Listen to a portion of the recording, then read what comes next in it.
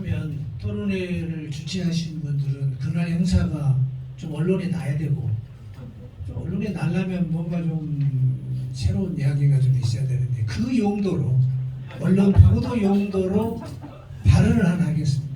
저는 그 균형 발전 이야기 중에 수도권과 비수도권이 균형 발전의 대척점이었어요. 그러니까 우리나라가 그렇잖아요. 한참 영호남 얘기 막 해서 그래서 우리 소교도 여기 있는 건데, 영남과 호남의 문제가 아니고 서울과 지방의 문제다라고 해서 시작한 게 지방화 운동이에요. 근데 그렇게 해서는 안 된다라고 저는 지금 주장합니다. 전 균형발전위원장이 토론회에서 수도권과 비수도권 간의 대결점을 타파하고 새로운 걸 주장했다. 이렇게 이제 언론이 보도가 나가야 되는 거예요. 그렇게 봤더니 여기 또 부산에서 오신 우리 존경하는 정 의장님도 계시고 한데, 제가 그동안 고민이 있습니다. 균형발전 처음에 할 때 우리나라 지역 발전 중에서 서울을 포함해서 가장 발전된 소득이 높은 데가 울산입니다. 울산도 균형발전 대상에 넣어야 됩니다. 정말 이거 완전히 이거 혼란도 이런 혼란이 있을 수가 없어요. 그리고 또 이제 세종시를 만들었어요. 사실 세종시 대전 요 진역은 대한민국 과기술 1위 분야입니다.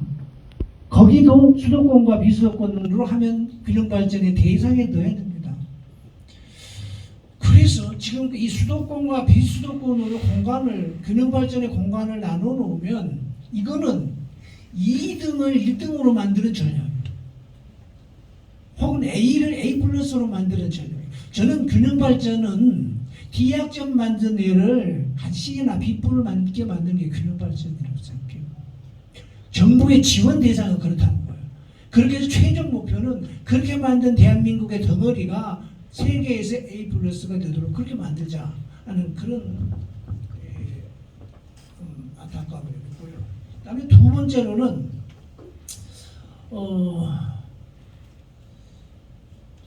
자꾸 이제 윤석열 정부 들어서 걱정된 게 자유 얘기를 너무 하시니까,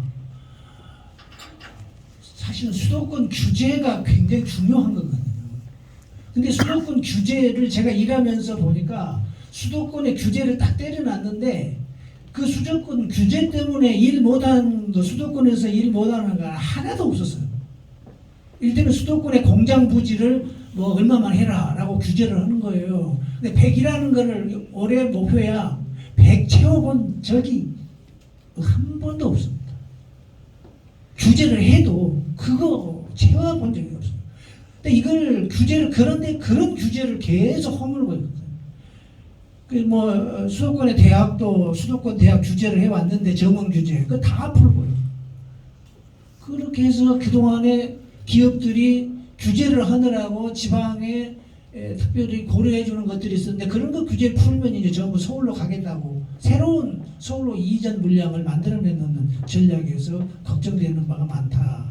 이런 얘기를 말씀드리겠고, 그리고 이거는 문재인 정부에서도 자유로울 수 없는 건데, 물론 거기서 시작했다고 봐야죠.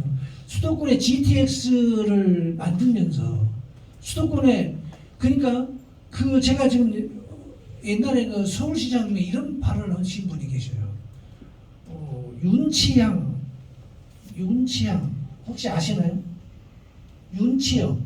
윤치영 서울시장. 윤치영 이분이 서울시장을 하시면서 국회에서 국정감사 중에 그랬대요. 근데 왜 국회에서 국정감사를 하는데, 그 당시 이제 63년도부터 서울시장을 했네요. 하니까 이촌향도, 그때 우리 그 표현 이촌향도, 그 도는 서울이 더죠. 그러니까 집안 농촌에서 전부 서울을 향해서 가는데 갑자기 농촌에서 사람들이 밀려드니까 서울이 난장판이잖아요. 그래서 판잣집이 생기고 난리가 나는데, 이걸 그대로 들고 나고 국회의원들이 고성을 지르는 거예요. 그러니까 이 윤치영이라는 이 서울시장이 이렇게 말했다고 합니다. 서울이 이 정도여도 지방에서 이렇게 몰려드는데 내가 일을 열심히 해가지고 서울을 살기 좋게 아주 편하게 만들어 놓으면 도대체 대한민국 사람 전부 서울로 오란 말이냐. 나는 그렇게 못 오겠다고 국회에서 그렇게 답변을 했대요. 그래서 오면서 내가 진짜인가 해가지고 다시 한번 확인했어요. 진짜 그렇게 말했습니다. 나는 이런 사람이 서울시장이 돼야 된다고 보고 이런 생각을 가진 사람이 대통령이 돼야 된다고 본다 이거예요. 그래서 이 윤치영 씨가 국회에서 뭐라고 답변하냐면 이렇게 말해요. 지방의 도백들은 자기 지방에서 서울로 이전하는 그 사람들에 대해서 그 이전 허가를 해주지 말라. 이전 전출지를 써주지 말라. 이거를 국회는 법으로 만들어달라. 이렇게까지 했다고 한다. 얼마나 성각자냐. 이분 후소를 한번 만나서 국수라도 하나 사드려야 되지 않을까 이런 말씀을 제가 좀 드리고 싶고, 그러니까 수도권의 불편을 자꾸 해소하는 거예요. 우리 정책이. 그래서 교통이 불편하다니까 GTX 만들고 그러잖아요. 그러면 서울로 더 가라고. 근데 이것을 우리가 그토록 힘들게 만들었던 균형발전 특별회계 예산의 3분의 1 혹은 4분의 1을 거기다가 때려박은 거예요. 이렇게 해서야 되겠느냐. 이것을 윤석열 정부에서는 바로잡아 주시라. 이런 말씀을 드리고 싶고요. 그래서 제가 특별히 이제 저는 얘기하다 보면 금방 시간이 가버리는 것 같더라고요. 그래서 좀 걱정이 많은데 마지막 한 가지 말씀드리겠습니다. 혁신도시 이야기입니다. 혁신도시를 만들어서 클러스터라는 얘기를 막 했습니다. 클러스터가 뭔지도 모르고 뭐 그게 포도송이 같은 걸 한다, 뭐 다들 모여서 뭘 하는 걸 한다, 뭐 이렇게 했는데 혁신도시의 그 클러스터의 가장 핵심적인 것인 과학기술 분야가 없어요. 과학기술 연구 기능이 없어요. 뭐 기업도 물론 없지만 과학기술 연구 기능이 정 잘 있으면 뭐 기업도 만들어내고 막 그러는 거거든요. 그래서 지방의 과학기술 능력을 획기적으로 제고를 해주는 그런 대통령이 됐으면 좋겠다. 윤석열 정부는 그것이 필요하다. 그런데 이 발언을 하기 위해서 광주 과학위원 교수들한테 전화를 좀 해봤어요. 대한민국의 과학기술부가 국가의 과학기술을 창달하는 데 도움이 되냐? 혹은 지방의 과학기술을 창달시키는 데 도움이 되냐? 과학기술 교수들은 과학기술부만 없으면 과학기술을 발전시킬 수 있다고 해요. 그러니까 그걸 관료적으로 하니까요. 그래서 이 과학기술부에서 관료성을 빼낼 수 있는 것이 무엇이냐? 그렇다면 과학기술부는 전격 해체하고 과학기술 재단으로 하든지 뭐 최대한 관료성을 빼고 과학기술 분야 창달을 위해서 노력을 해주는 그런 정책을 했으면 좋지 않을까 하는 생각을 합니다. 한 8분 지났을 것 같아요. 그렇습니까? 이민호 교수님 정말 하실 말씀이 많으실 거예요. 이 부분에 대해서는. 최근에 책을 쓰셔서 이게 나와 있습니다. 그러니까 좀 윤석열 정부에서는 지방 분권, 지방 균형 발전 부분에 대해서는 이민호 교수님 책을 좀 참고해 주셨으면 좋겠습니다. 관련 주사자죠.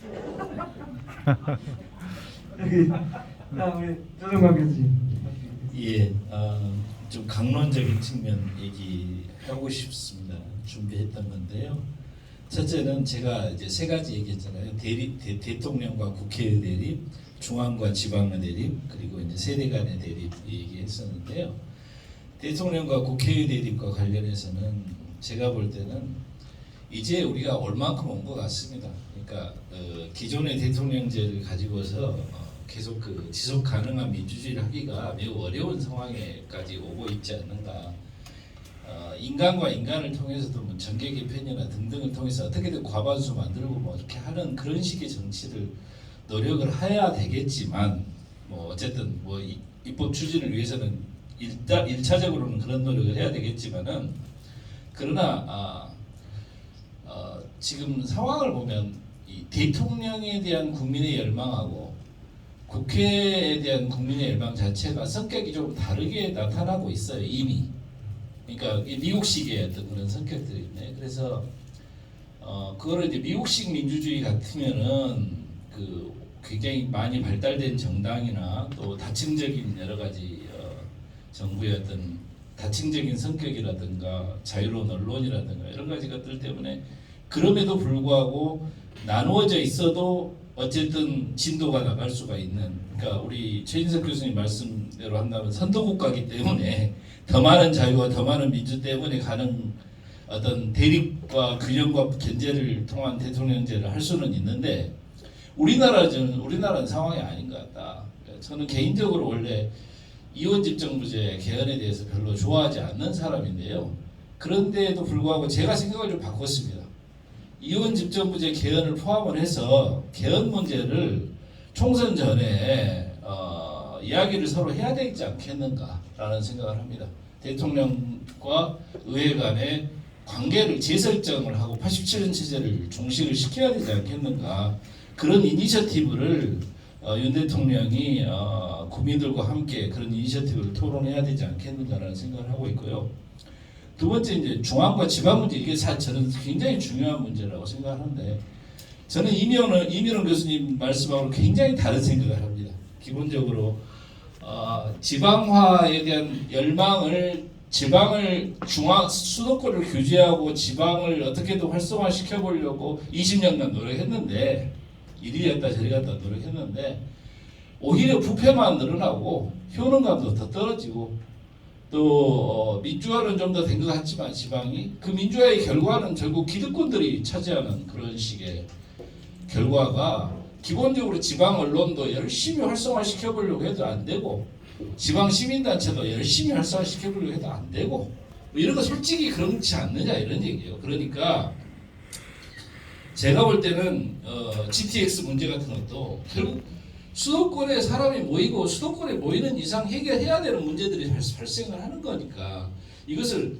정치 권력이 이렇게 하려고 해서 보수라서 이렇게 하려고 하는 게 아니라 사람들이 원하니까 그렇게 가고 있는 거잖아요. 그러니까 좀 더 자율적으로 수도권은 수도권대로 발전을 시키고 지방은 지방대로 자기의 특성에 맞게 발전시킬 수 있는 방안을 노력을 해야 된다라는 겁니다. 수도권은 규제하고 지방을 활성화시키기 위해서 균형 발전을 위해서 자원을 이동하는 게 아니라, 그래서 그 문제는 윤석열 정부가 저는 토론을 시작해야 된다고 생각합니다. 이 문제 솔직한 토론들이 좀 필요하다. 그리고 지방 민주주의 수준이 지금 엉망이라고 하는 것을 자인해야 된다고 저는 생각합니다. 지방 민주주의가. 그래서 지방 민주주의 문제를 바꿔나가기 위해서 예를 들어 정치 행정 단위 자체가 과감하게 통합하고 확장하는 것도 필요하지 않겠냐. 예를 들어 전북, 광주, 전남 통합하고 경남, 부산, 울산 통합하고 통합하고 광역의회님은 이런 것도 좀 재조정하고 여러 가지 점에서 고민을 해야 된다고 저는 개인적으로 생각합니다. 그리고 예를 들어 지금 우리가 교육 문제 우리 최인석 교수님 분명히 말씀하고 저도 굉장히 동감하는 건데 파당적인 교육이 이쪽에서 저쪽에서 계속 진행되고 있는 이 문제 해결하기 위해서라도 교육감 선거 개혁해야 된다. 교육감 선거 개혁해야 되고, 그래서 전체적으로 지방 분권 정치 그동안 되어왔던 것들을 재검토를 하는 것이 윤석열 정부가 당면한 과제라고 저는 생각을 합니다. 그리고 세 번째로 세대 간의 개념 문제 부분들은 저는 이제 문화적인 부분이 굉장히 강하다고 생각합니다. 교육 문화적인 부분인데요. 그래서 언론 부분 아까 말씀하신 부분 약간 제가 플러스를 시키고 싶은데 공영방송 개혁이 굉장히 필요하다고 생각합니다. 저는 아무리 우리가 민영이고 자유롭게 하는 게 굉장히 중요하다고 생각하지만 진짜로 윤석열 정부는 자기들 스스로 보수가 이번에는 점거하자 이런 식이 아니라 정말 객관적이고 누가 봐도 정파적인 초정파적인 어떤 형태의 공영방송 발전을 위해서 노력을 해서 그것이 모델이 되고, 그리고 민영방송이냐 민영신문들은 솔직히 까놓고 조선일보는 예를 들어 나는 국민의힘 지지한다 선언문 쓰고 총선 보도할 수 있는 보다 선진화된 그리고 투명화된 그리고 자기 책임을 갖는 그런 언론들의 세계로 언론을 바꿔가야 되지 않겠느냐. 이런 우리들의 좀 발상의 전환과 그리고 보다 솔직하고 그리고 새로운 어떤 혁신의 방안들을 좀 만들어가는 것이 그걸 전체적으로 다 하지는 못하더라도 몇 가지 정도를 시작해보는 것이 총선 전에 윤석열 정부가 반드시 해야 될 일이 아닌가 이렇게 생각합니다. 이상입니다. 네, 그런 아이디어를 짧은 시간 안에 많이 제시해 주셨네요. 이어서 문화 관련 부분 이상훈 선생님.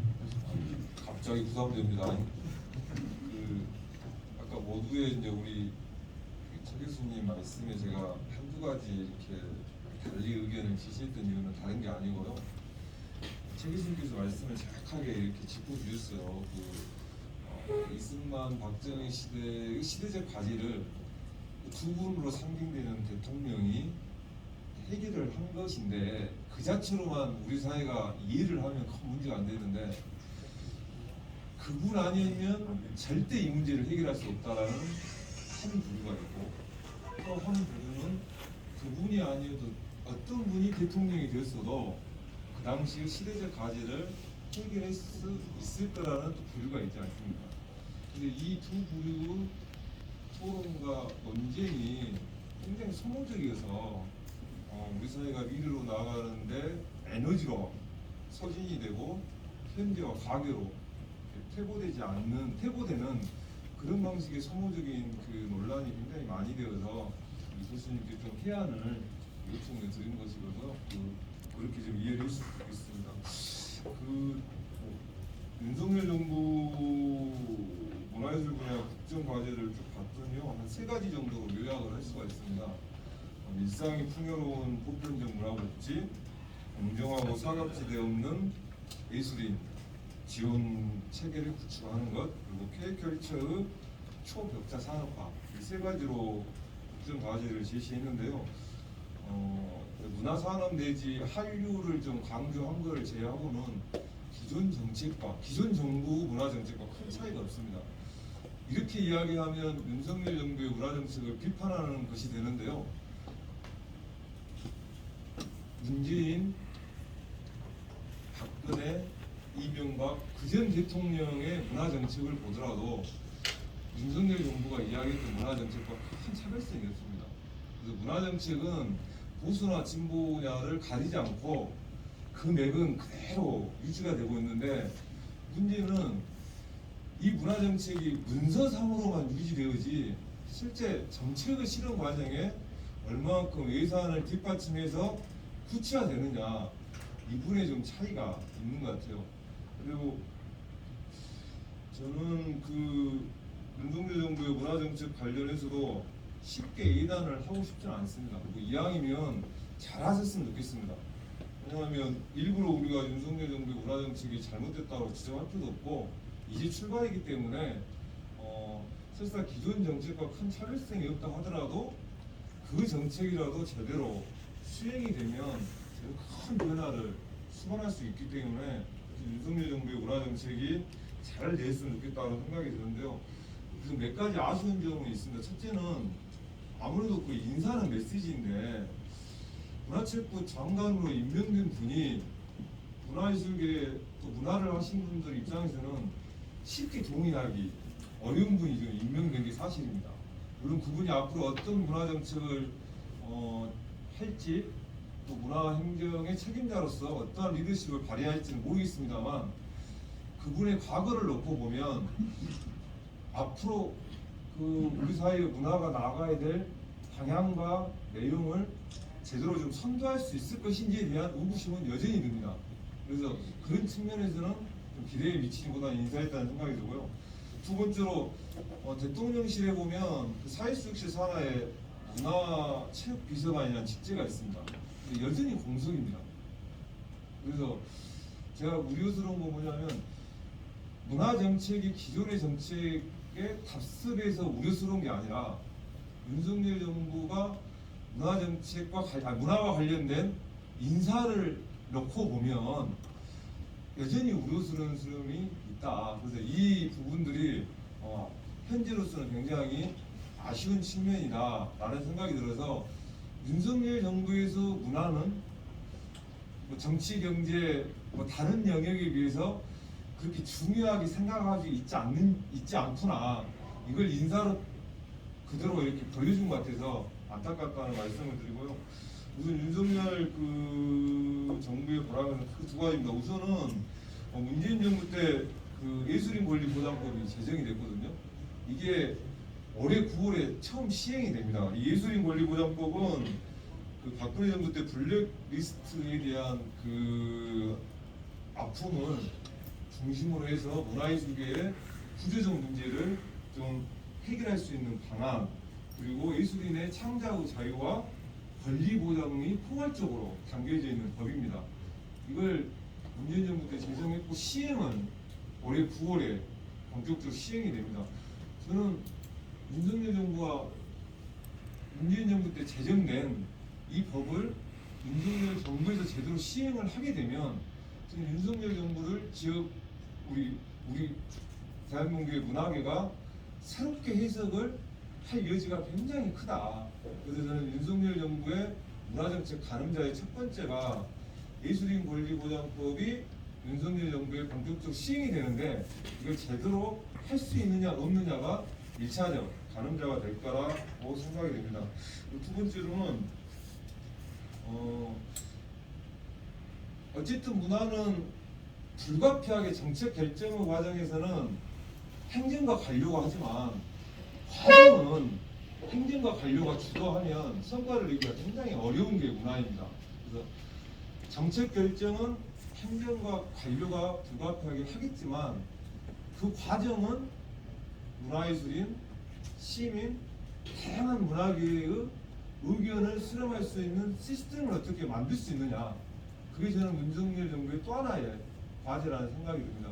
그래서 이 두 가지 문제가 윤석열 정부가 문화정책을 실현하는 과정에 어떻게 할 수 있느냐가 핵심 가늠자가 될 거라고 해서 그걸 좀 이왕이면 잘해 주셨으면 좋겠다는 생각이 듭니다. 그리고 이제 마지막 하나는 하여튼 문화계 쪽은 블랙리스트가 가지고 있는 트라우마가 너무 큽니다. 왜냐하면 문명사회에서는 단 한 번도 생각할 수 없었던 게 버젓이 민주주의 이후에 그 정부라고 했던 박근혜 정부에서 일어났기 때문에 이 안타까움이 너무 큽니다. 저는 최소한 윤석열 정부에서는 이런 일이 없었으면 좋겠습니다. 보수와 진보 어떤 정부가 들었든 간에 블랙리스트라는 단어 자체가 더 이상은 존재할 수 없는 그런 사회를 윤석열 정부가 만들어줬으면 좋겠습니다. 그 윤석열 정부 이번에 5.18 기념식 때 와가지고 그 이문래 행진곡 제창했잖아요.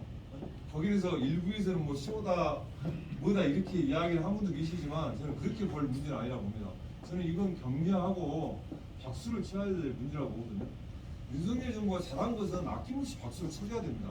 못한 것은 엄격하게 지적하고 여기에 기초해서 윤석열 정부가 잘 되게끔 하는 게 저는 필요하다고 봅니다. 왜냐하면 윤석열 정부가 잘 돼야지 국민이 편안하기 때문에 그렇습니다.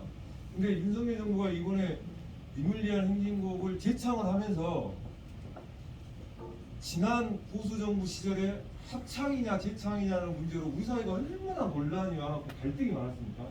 근데 윤석열 정부가 재창을 함으로써 그 논란과 갈등이 지금 돌이켜보면 얼마나 부질없는 것이라는 것을 우리가 정확하게 확인할 수 있었거든요. 그래서 저는 그런 방향으로 윤석열 정부가 좀 더 나아지는 형태로 했으면 좋겠고, 문화정책도 저는 예외 없이 그런 방향으로 윤석열 정부가 잘해주길 기대하고, 아까 말씀드렸던 이 두 가지 부분은 올해 안에 꼭 윤석열 정부가 좀 틀을 만들어서 향후 4년을 기대할 수 있는 윤석열 정부의 문화정책이 되길 바라겠습니다. 이상입니다. 고맙습니다. 하실 말씀 많을 건데. 아까 언론 관련 말씀 드렸더니 교수님께서 자율적 예술이 좋다 이렇게 말씀하셨는데, 사실 뭐 언론의 기능적인 측면에서 보자면야 뭐 자율적으로 돌아가는 게 뭐 최고의 선이라고 저는 생각하고요. 그러나 다만 이제 지금 사회가 복잡하고 이게 또 자본이 개입되는 언론 산업이 복잡해지면서 제도라는 측면이 이게 무시할 수 없거든요. 지금 벌써 윤석열 정부 출범하자마자 문제가 지금 불거지고 있는 게 방송 관련 법안인데, 특히 그 소유 지분 제한을 풀겠다, 더 상향시키겠다는 얘기가 벌써 나오거든요. 이런 것을 보면 우리가 이명박 정부 때 우리가 폐해를 좀 받지 않습니까? 정편을 무더기로 이렇게 허가해주면서 그 정편이 제 기능을 다했다고 우리가 평가할 수가 없잖아요. 그건 이미 여러분들 다 알고 있는데, 그런 것들이 정부가 제도를 어떻게 정하느냐에 따라서 언론이 사회에 미치는 영향이 굉장히 크기 때문에 그 제도를 잘 만드는 문제는 전 중요하다고 생각해요. 굉장히 신중해야 되고, 지금 방송법에 소유 구조가 어떻게 됐냐면, 방송 소유 경영 규제라는 부분이 있는데, 지상파 방송, 그러니까 MBC, KBS, SBS 이런 지상파 방송하고 미디어랩, 그러니까 그 방송국에 광고를 사고 팔고 하는 업무를 하는 이런 곳은 10% 이상 지분 소유를 막고 있는데, 그 기준이 자산 10조 원 이 기준이거든요. 그래서 호반그룹이 자산이 10조 원을 넘기면서 광주방송을 판 거예요. 팔고 싶어서 판 게 아니라 법이 그렇게 돼 있어요. 거대 자본이 언론 자본을 소유하지 못하게 돼 있기 때문에. 근데 이걸 지금 풀겠다는 거거든요. 윤 정부가. 이런 부분은 굉장히 신중해야 된다고 생각합니다. 지금 이게 딱 강력하게 요구하고 있는 데가 태영 SBS고요. 만약에 이걸 풀어버리면 지금 현재 방송을 그래도 신문보다 신문도 그렇지만 방송이 지금 훨씬 영향력이 세지는데, 방송 자본을 소유할 수 있는 자본은 건설 자본밖에 없거든요. 그렇게 되면 이제 금융 자본이나 또 다른 어떤 사회적 불공정, 여러 가지 문제가 예상되기 때문에 이런 부분을 쉽게 풀기보다는 좀 사회적 합의에 의해서 굉장히 많은 토론과 협의를 거쳐갔으면 좋겠다. 저는 이런 말씀 드리고 싶습니다. 이게 대부분 그 정치적 동기에 의한, 이명박 정부 때 그랬던 것처럼 정치적 동기에 의해서 제도를 이렇게 바꾸고 저렇게 바꾸고 하는 부분은 좀 신중했으면 좋겠다.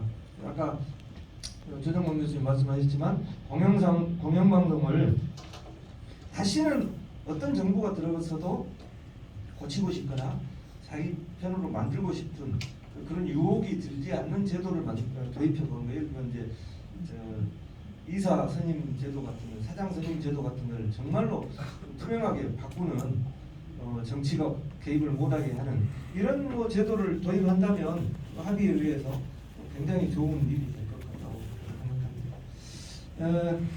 혹시 그래도 미진하다, 한 1분만 답변. 한 가지만, 네. 한 가지만.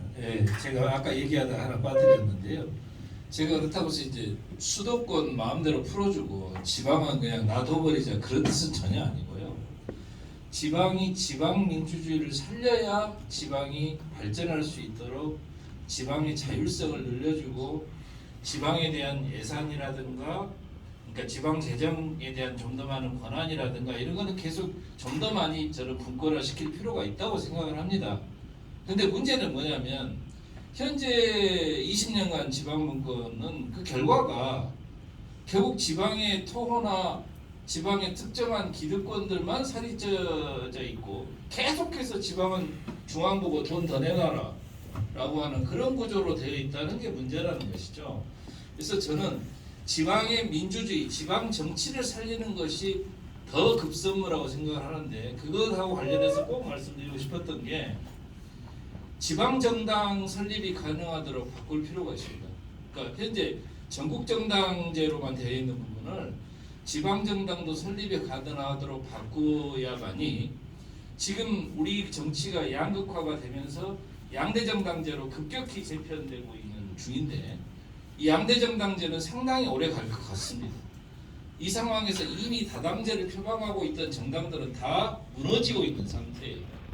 그런데 그 사람들이 다 무너져서 책임 있는 양대정당제가 되면 좋겠지만, 그게 아니고 우리는 지역 독점적인 양대정당제가 여전히 존재하고 있는 상황이기 때문에, 오히려 지역 수준에서는 그 지역 안에서 거대 정당이 도전할 수 있는 정당들을 설립할 수 있게 만들고, 그 작은 정당들은 큰 정당하고 연대할 수 있게끔 하면 되는 거예요. 그러면은 굳이 우리가 무슨 다당제를 도입하기 위해서 비례대표제 같은 걸 많이 안 도입해도 저는 지방정당의 성공 가능성이 여전히 있다, 상당히 있다고 보기 때문에 그렇게 되면 우리 광주 호남 같은 경우에도 충분히 지역 안에서의 정당 경쟁이 가능해집니다. 지역 안에서 정당 경쟁이 가능해지다면 그것이 바로 지역으로 내려오고 있는 재정에 대한 감시라든가 지방에 있어서 언론의 자유로운 보다 경쟁적인 언론의 탄생이라든가 이런 것들을 만들어 나갈 수 있는데 우리는 정당은 그대로 놔두고 독점 정당은 그대로 놔두고 다른 것만 계속 뭐 언론이다 뭐다 다른 것만 계속 뭐 쑤셔가지고 뭐 좀 바꿔보려고 하니까 안 된다라는 것이죠. 예, 여기까지 이제. 이민영 교수 1분 드리겠습니다. 저는 조 교수님이 이민원 교수 그렇게 굉장히 칭찬하려고 그러는 거예요. 저는 반대입니다. 그래서 좀 깜짝 놀란 거예요. 그러나 조 교수님 말씀하신 것도 제가 전폭적으로 수용합니다. 그렇게 해야죠. 그러니까 두 가지 방향이 다 가야 되는 거고 제가 마이크를 또 잡고서 그 말씀 드리자는 게 아니고 제가 아까 수도권 비수도권의 틀을 깨야 된다고 그랬잖아요. 근데 그거에 대한 마무리를 못하고 다른 얘기를 했어요. 근데 요새 통합 이야기도 많이 하잖아요. 메가시티, 메가 리전 얘기하고 저는 그러니까 좀 윤석열 정부도 그걸 한다고 좀 이번에 균형발전 특위에서 발표된 게 쭉 있어요.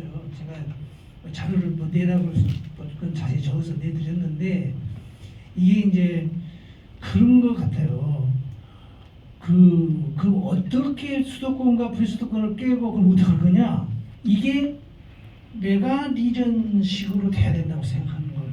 그러니까 수도권 하나 두고 충청권 하나 두고 영남권 하나 두고 호남권 하나 두고 이렇게 해서 그 단위들끼리 균형 발전을 시켜야 된다는 거예요. 그렇지 않고 이렇게 두루뭉실하게 비수도권 해놓으면은 도대체 이게 뭐냐 이게 울산도 그러면 막 이렇게 하는 말이냐 이게 되니까 전체적으로는 영남권 대 호남권이 균형 발전되도록 해야 된다. 지금 수도권 비수도권 이렇게 하면은 수도권에 사령탑 없고 비수도권에 사령탑이 없고 누구하고 누구가 협상을 해가지고 이 정도면 균형 발전이다 할 거예요. 그게 안 되거든요. 그래서 이 지금 불경 조직체를 실천력 있게 만들고 호남권 그 메가도 실천력 있게 만들고 그래서 그 단위로 균형 발전을 시키도록 하고 정부의 지원은 낙후 지역 중심으로 되어야 한다. 이렇게 질문을 드리겠습니다. 고맙습니다. 플로어에서 질문 좀 받아보겠습니다. 한 서너 분 하겠습니다. 질문 말씀 제한사항 있으면 여기 주제에 맞게 제한을 해주시면 좋겠어요. 다른 것보다 대신 질문을 좀 짧게 해주시면 좋겠습니다. 네, 말씀. 저기.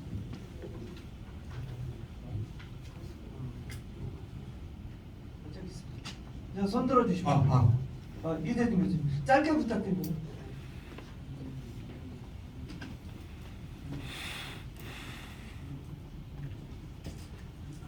네, 안녕하십니까. 전남 도립대학의 이재진입니다.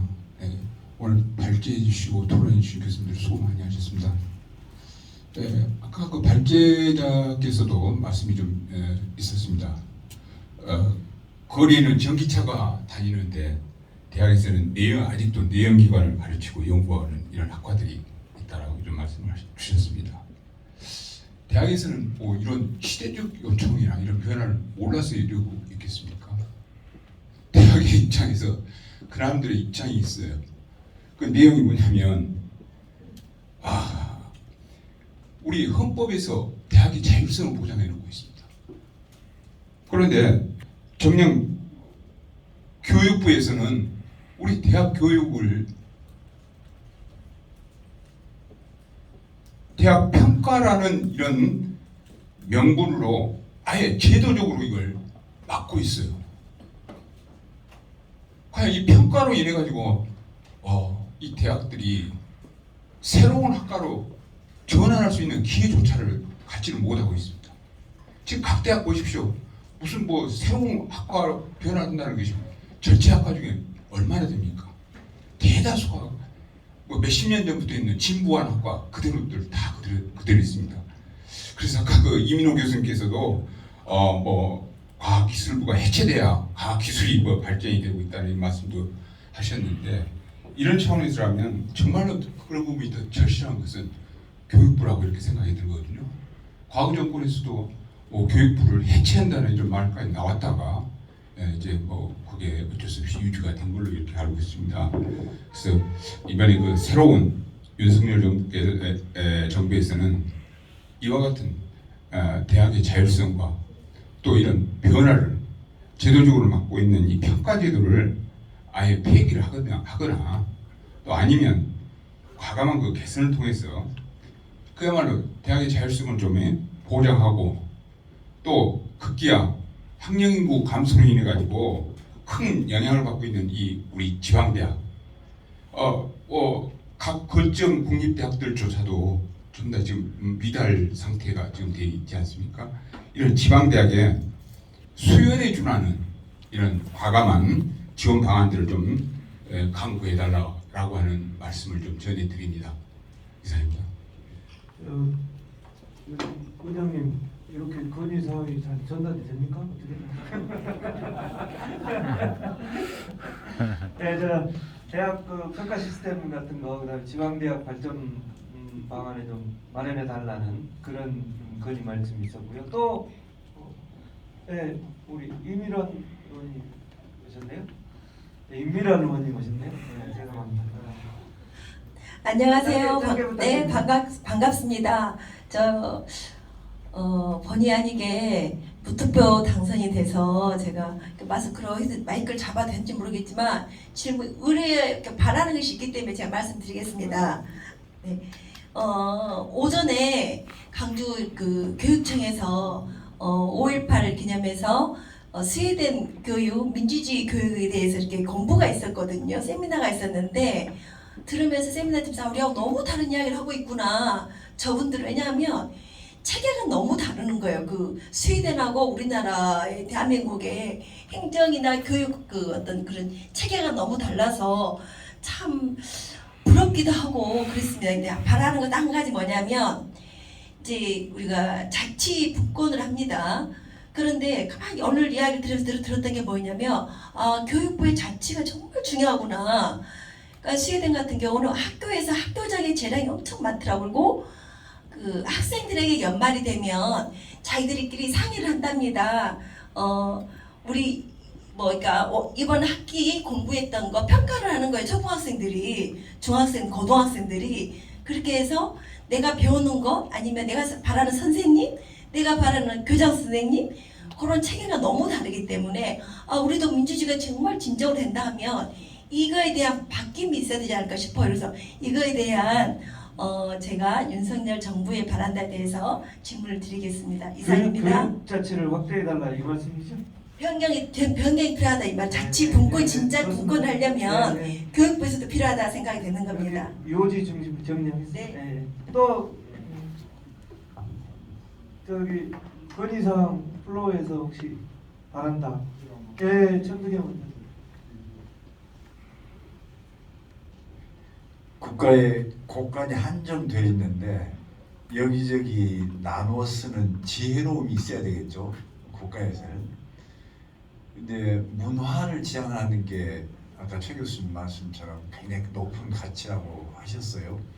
그러면 문화의 정책 총괄은 문화체육관광부가 우리나라에서 하고 있죠.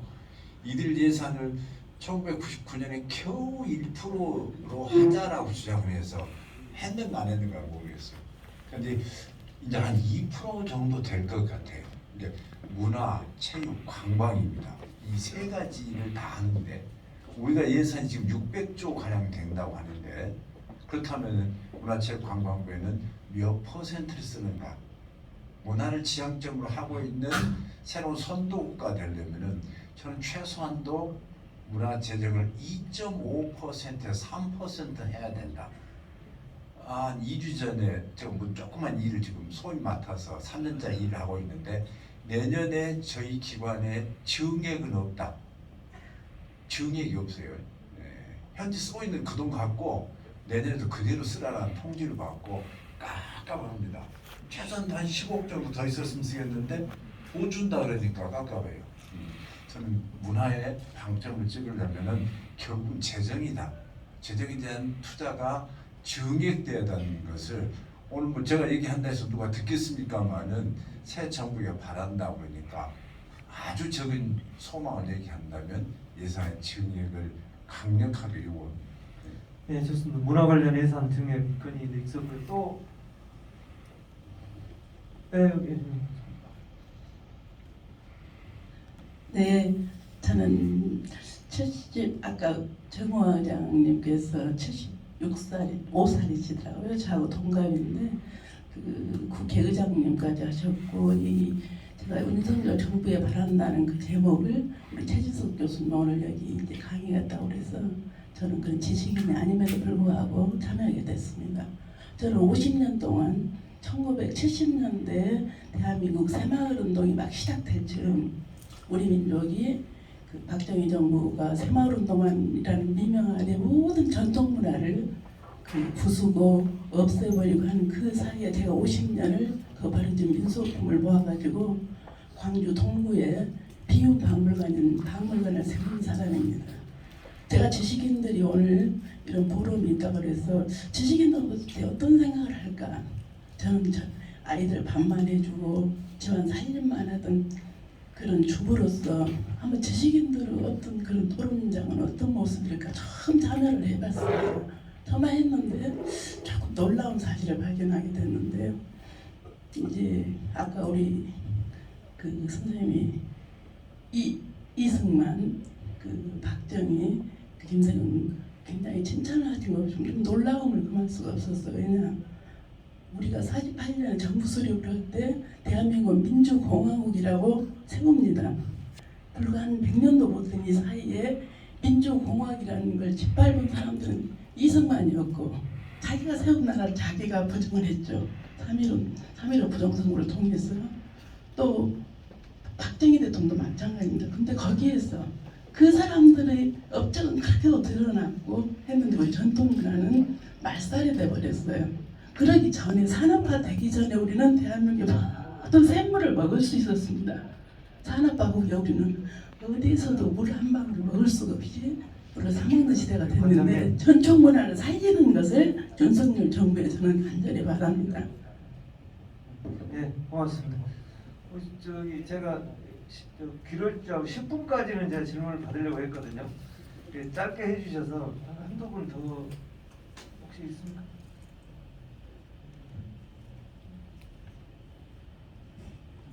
네. 없으면 질문이 없으면 여기까지. 저희 오늘 과정 기록관 과장 홍인아입니다. 예.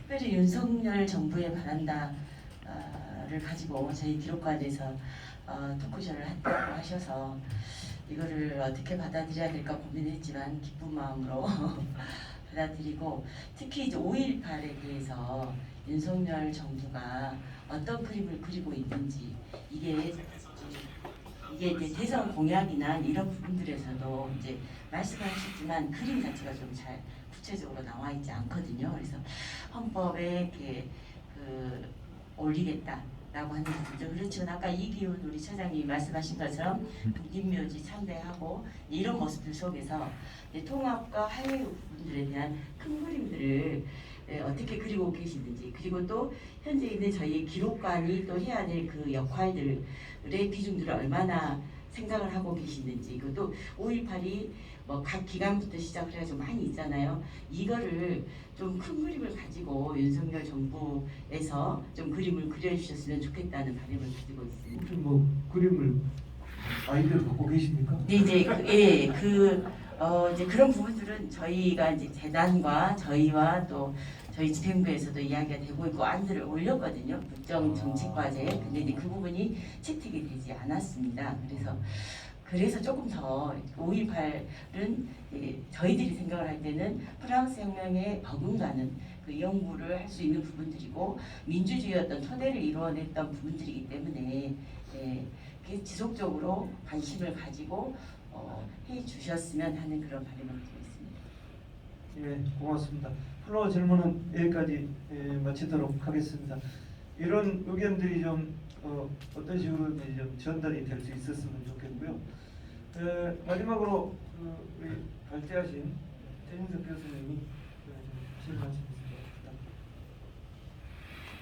말씀 있습니다. 저는 뭐 이렇게 윤석열 정부에 바란다라는 제목을 더 중요하게 생각하는 것보다도 저는 우리가 어디로 가야 하는가라는 내 제목에 더 관심을 가지고 이렇게 이번 토론에 응했습니다. 그러니까 저는 좀 두루뭉실한 얘기 한 것 같은 느낌이 들고요.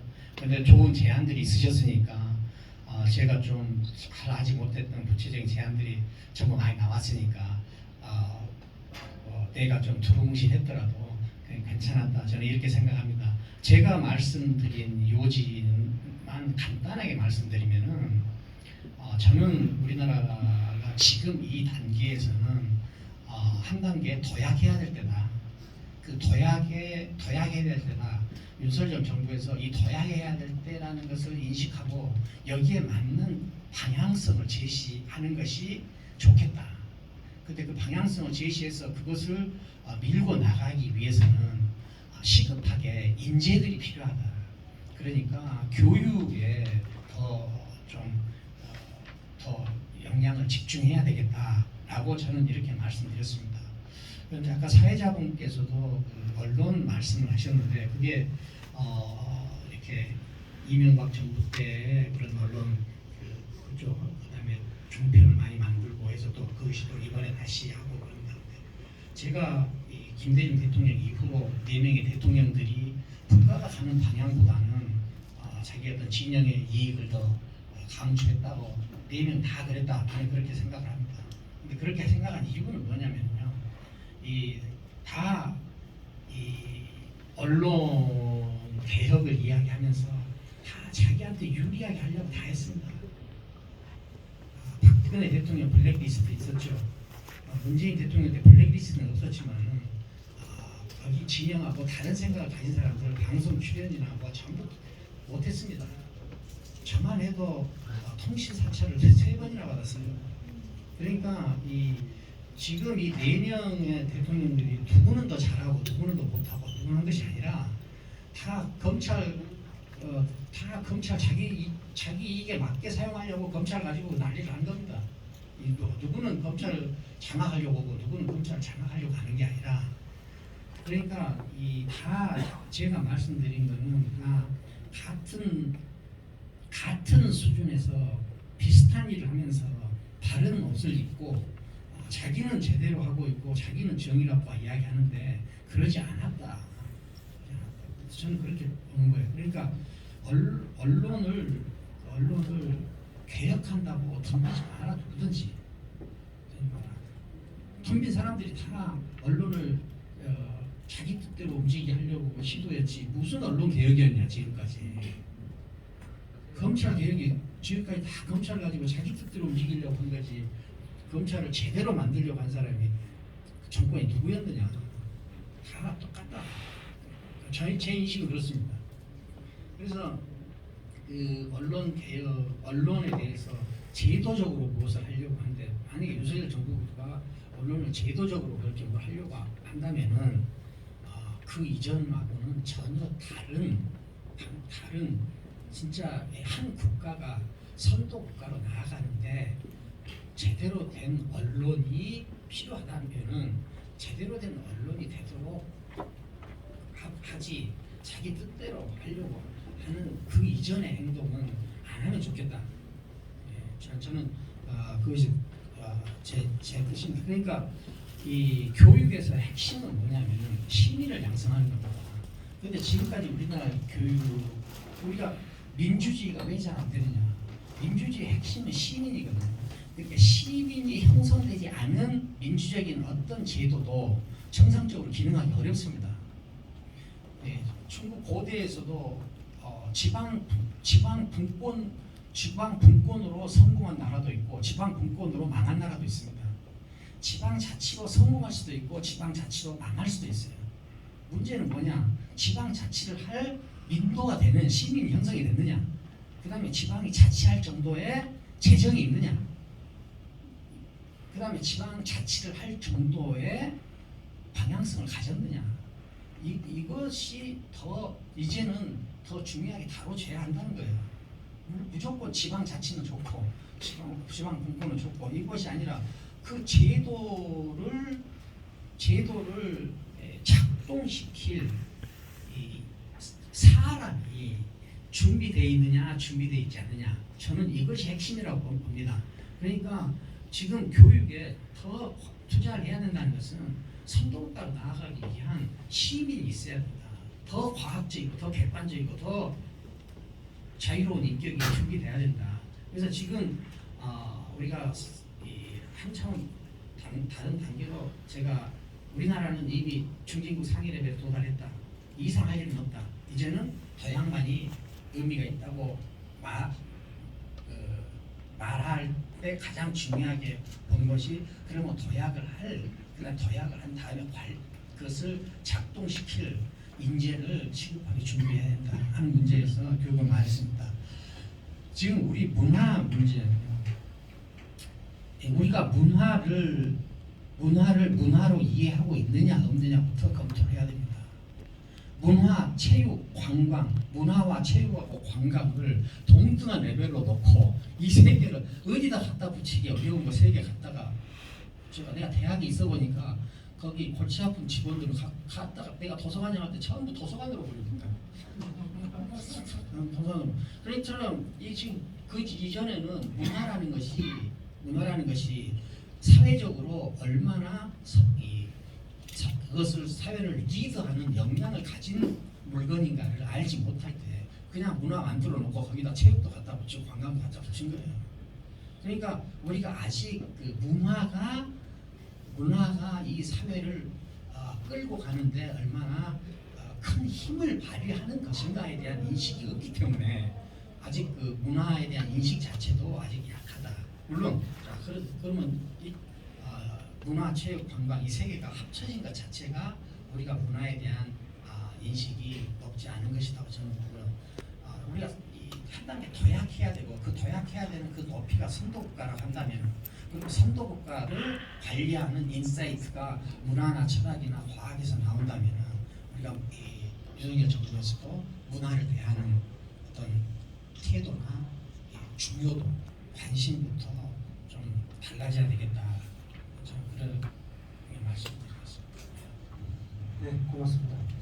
네, 오늘 이 토크쇼가 무슨 뭐 정치적 호불호를 떠나서 좋은 말씀들이 많이 나왔고 이런 것들이 좀 전달이 돼서 아까도 여러 차례 그런 말씀들이 나왔지만 이 정부도 잘 돼야 우리도 국민인데 속도를 덜 수 있는 그렇지 않겠습니까?